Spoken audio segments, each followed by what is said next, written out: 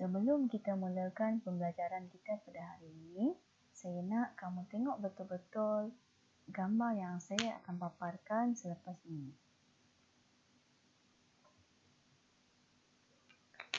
Adakah kamu masih ingat siapa ni?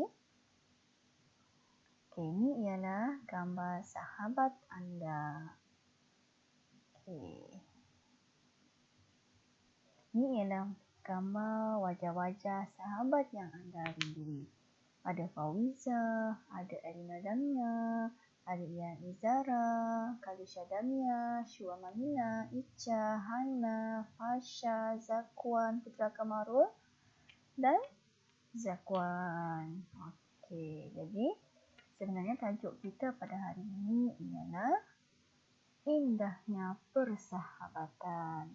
Indahnya persahabatan di bawah bidang adab. Bidang adab, bukan ibadah. Okey, untuk tajuk ini, anda boleh rujuk buku teks muka surat 121. Okey, sebelum memulakan, kita tengok terlebih dahulu objektif pembelajaran, iaitu pada akhir pembelajaran, murid dapat menyebut maksud persahabatan dengan betul, membaca dan menulis dalil persahabatan dengan betul dan menyenaraikan sekurang-kurangnya 3 adab persahabatan dengan tepat.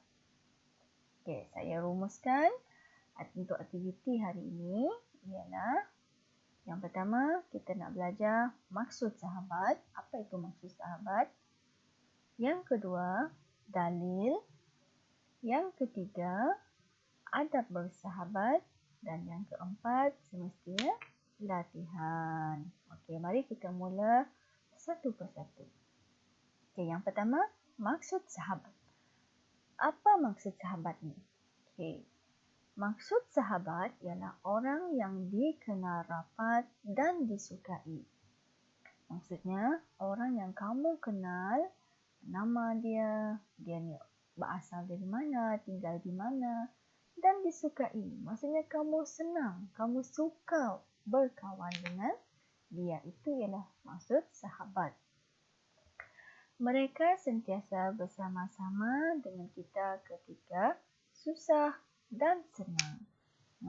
Contohnya, ketika kita di sekolah, tiba-tiba kita sakit. Contohnya, Erina Damia tiba-tiba sakit perut. Jadi, sahabat kita lah yang bantu kita. Contohnya, Nina. Syuk Amanina yang bantu Erina Damia ni bawa jumpa guru. Bawa jumpa guru cakap yang si Erina ni sakit perut, perlukan ubat dan sebagainya. Itu maksudnya bersama-sama dengan kita ketika susah dan senang. Contoh lagi satu, Syakri. Hari ni Syakri terlalu cepat nak ke sekolah. Sehingga kan dia terlupa bawa makanan untuk rehat. Jadi, sahabat di belakang dia iaitu Kamarul pun bagi dia sedikit makanan. Itu salah satu contoh sahabat itu. Itu mereka sentiasa bersama ketika kita susah dan senang. Okey. Yang kedua ialah dalil persahabatan. Okey, apa itu dalil persahabatan? Okey. Dalil ini menunjukkan bukti bahawa Nabi Muhammad sangat mementingkan persahabatan. Sehingga kan beliau pernah bersabda, La yu'minu ahadukum hatta yuhibbu li akhihi ma yuhibbu li nafsi. Saya ulang. La yu'minu ahadukum hatta yuhibbu li akhihi ma yuhibbu li nafsi. Okay, saya nak kamu pula ikut saya baca bersama-sama. La yu'minu ahadukum hatta yuhibbu li akhihi ma yuhibbu li nafsi. Maksudnya, tidak sempurna iman seseorang daripada kamu sehingga kamu mengasihi saudara yang lain seperti diri sendiri.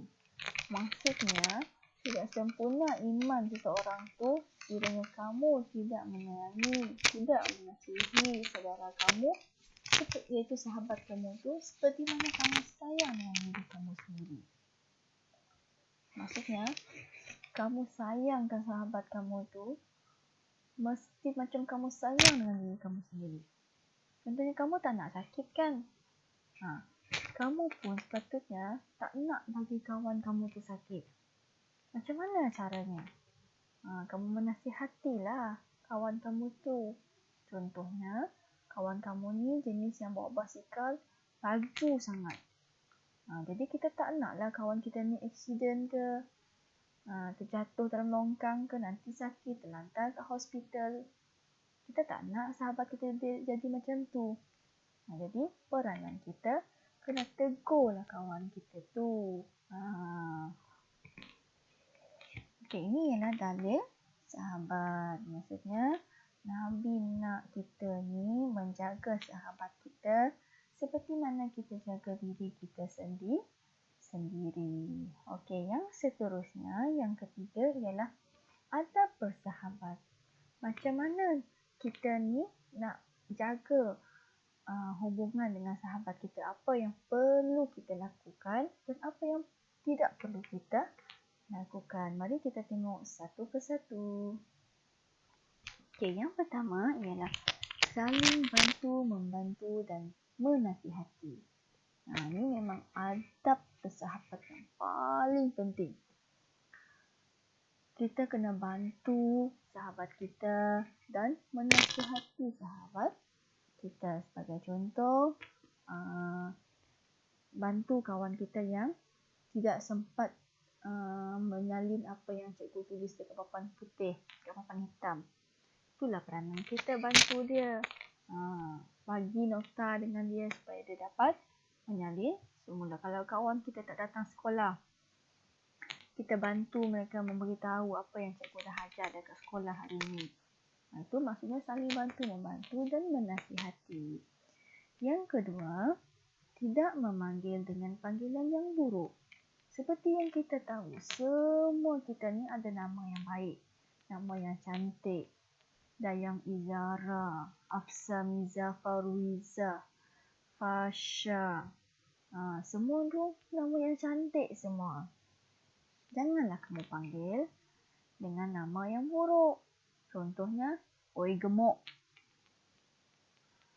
oi kecil, oi pendek.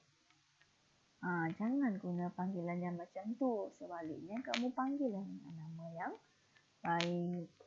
Yang ketiga pula ialah menziarahi sahabat sekiranya musibah. Contohnya, kalau rumah sahabat kamu tu banjir.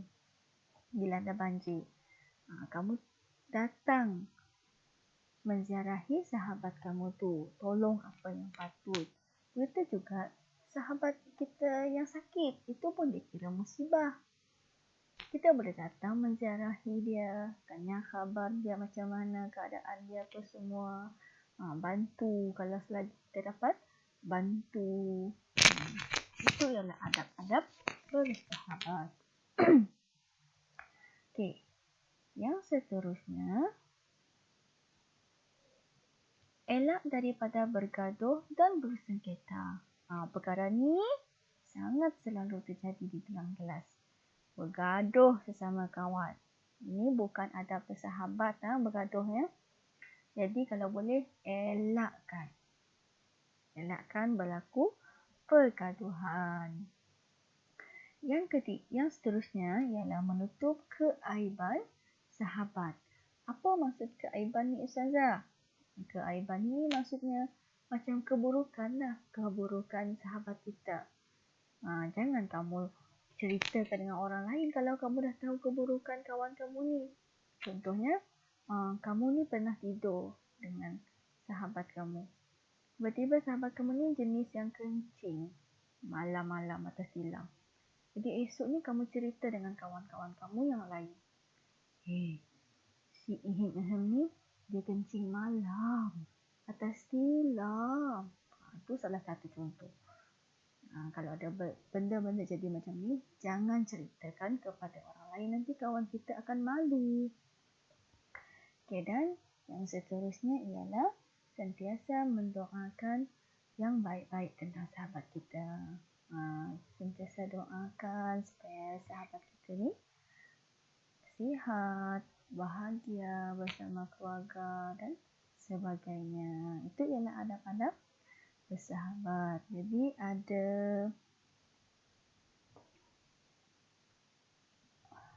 6. Ada 6 adab sahabat yang saya terangkan. Okey, yang akhir sekali kita ada nombor 4 iaitu latihan. Okey, saya nak kamu buka buku aktiviti muka surat 121, 122 dan 123. Okey, saya terangkan satu persatu. Okay, yang ini ialah buku teks, buku aktiviti muka surat 121.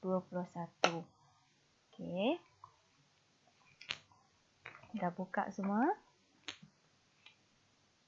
Okay.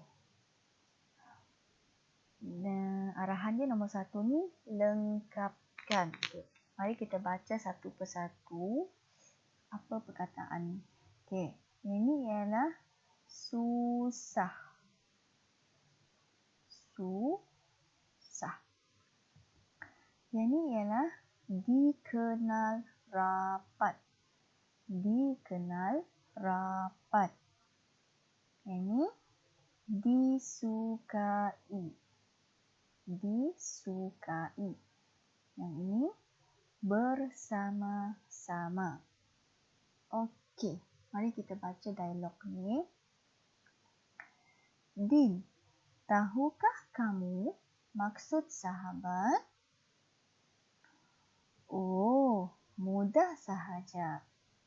Apa yang saya belajar, sahabat bermaksud orang yang apa? Dia tulis jawapan ni. Dikenal rapat. Dikenal rapat dan mereka sentiasa kita ketika susah dan senang. Terima kasih Din. Saya mahu menjadi sahabat kamu. Terima kasih Basri. Saya juga begitu. Okey. Untuk latihan yang seterusnya, muka surat 122. Yang ini ialah dalil. Dalil yang kita baca nombor 2 tadi. Isi tempat kosong. Yang ini diri sendiri, mengasihi, yu'minu, linafsihi, liakhihi dan sempurna. Saya ulang. Ini diri sendiri, mengasihi, yu'minu, linafsihi, liakhihi, sempurna. Yang atas ni ialah dalil yang kita baca tadi. La yu'minu ahadukum hatta yuhibbu. Apa sambungan dia? Kamu boleh rujuk buku teks muka surat 123. Ni sama. La yu'minu. Dia tulis kat sini. Yu'minu. Ahadukum. Di sini pun ahadukum. Hatta yuhibbu. Ini kamu boleh rujuk buku teks lah. Begitu juga dengan maksudnya. Tidak apa. Ni maksudnya ada kat sini. Kita melengkapkannya lah. Okay. Yang seterusnya ialah lorekkan jawapan yang betul. Yang ni buku aktiviti muka surat 123. Okay, kita baca sama-sama lah. Sahabat ialah kawan, teman dan taulan ataupun lawan. Jawapannya ialah taulan. Kamu warnakan taulan ni. Okey, yang pertama ni, tadi contoh. Sahabat sejati kawannya yang dalam kesusahan, membiarkan ataupun membantu. Okey, yang kedua, kita perlu memanggil sahabat dengan panggilan yang baik ataupun buruk. Yang ketiga, berikan nasihat dengan kasar ataupun berhikmah. Yang keempat, elakkan daripada dengan sahabat bergaduh ataupun berbaik. Yang kelima, sentiasalah kesejahteraan sahabat, mendoakan ataupun melupakan. Okey, kamu buat latihan ini dalam buku aktiviti. Okey, sekian saja untuk pembelajaran kita pada hari ini. Okey, semoga berjumpa lagi pada masa yang akan datang. Sekian. Wabillahi taufiq wal hidayah. Wassalamualaikum warahmatullahi wabarakatuh.